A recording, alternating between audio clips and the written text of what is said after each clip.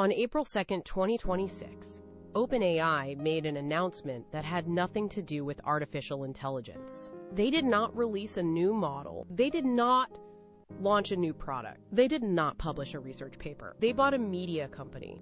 OpenAI acquired TBPN, the Technology Business Programming Network, a daily live talk show that airs 3 hours every weekday on YouTube and X. The show is hosted by two former tech founders, John Coogan and Jordy Hayes. It has 70,000 viewers per episode.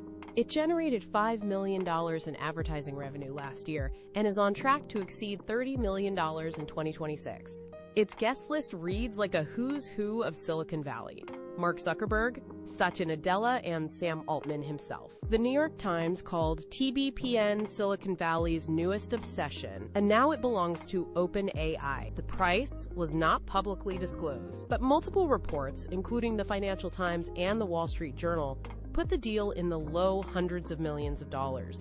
Over $100 million for a talk show with 58,000 YouTube subscribers. That is not a media investment. That is a strategic acquisition. And the strategy has nothing to do with entertainment. To understand what OpenAI is really doing, you need to look at who TBPN reports to inside the company. Not the product team, not the research team, not even the CEO's office directly. TBPN reports to OpenAI's strategy organization, led by Chris Lehane. If that name sounds familiar, it should. Chris Lehane is one of the most experienced political operatives in America. He worked in the Clinton White House. He was a senior executive at Airbnb. He is an expert in one thing above all else: controlling narratives. OpenAI did not hire a media executive to run TBPN. They put their chief political strategist in charge. That tells you everything about what this acquisition is really about. OpenAI is preparing for its initial public offering. Earlier this year, they completed a funding round that valued the company at $852 billion. An IPO is expected later in 2026. And in the months leading up to that IPO, the single most important thing OpenAI needs is a favorable public narrative. They need the story about AI to be about progress, opportunity, and transformation, not about job displacement, safety risks, and a company that has never turned a profit despite billions in revenue. They need journalists, investors, and the public to see OpenAI as the leader of a beneficial revolution, not the center of an expensive bubble. And now they own a media channel that reaches the exact audience that matters most: the tech executives, venture capitalists, and startup founders who will determine whether OpenAI's IPO succeeds or fails. This is not new. This is a playbook, and it has been used before. In 2022, Elon Musk paid $44 billion for Twitter, now called X. The official reason was to protect free speech. The practical result was that Musk gained control of one of the world's largest information platforms. He could amplify stories that supported his companies and suppress stories that threatened them. He could shape the conversation about Tesla, SpaceX, and his AI company, xAI. In 2013, Jeff Bezos bought the Washington Post for $250 million. The official reason was to preserve quality journalism.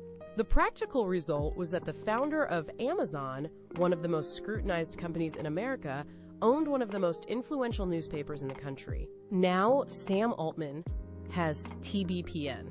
The scale is smaller, but the playbook is identical. A tech billionaire buys a media property to control the conversation about their industry.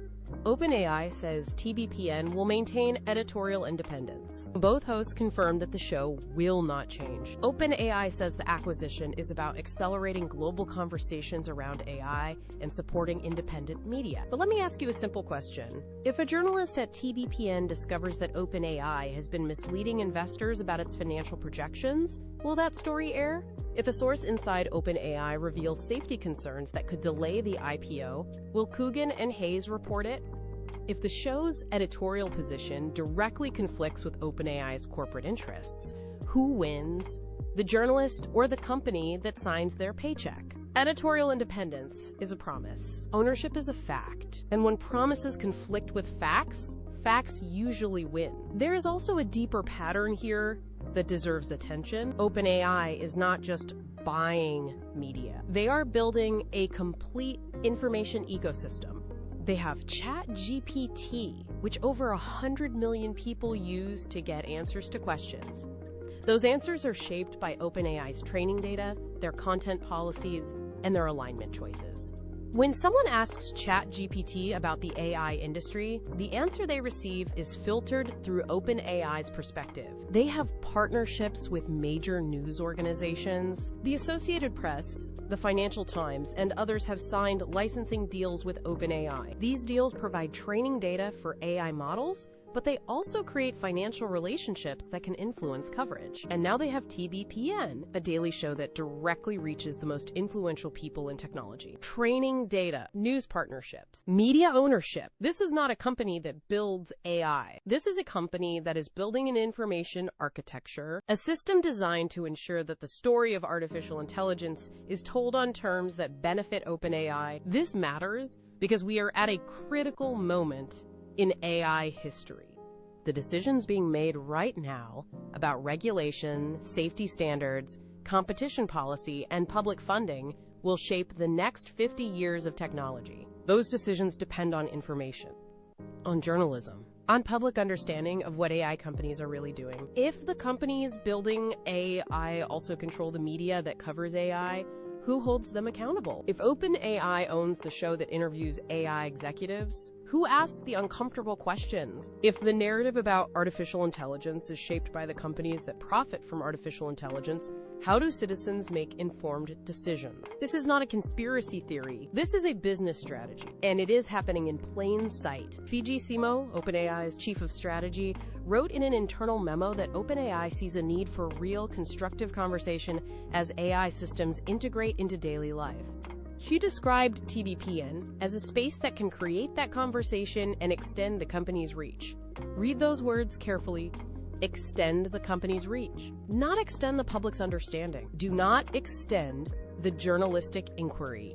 Extend the company's reach. OpenAI spent over $100 million on a talk show, not because they love media, not because they want to support journalism, because in the age of AI, controlling the narrative is as important as controlling the technology. Elon Musk understood this with X. Jeff Bezos understood this with the Washington Post. And now Sam Altman understands it with TBPN. Question for the rest of us is simple. When an AI company owns the media that covers AI, whose version of the truth are you hearing? If you want to understand how OpenAI's growing power affects the technology you use every day, watch our series on Tech Documentary HQ. And for the infrastructure costs behind OpenAI's empire, check out nexuspoint_en.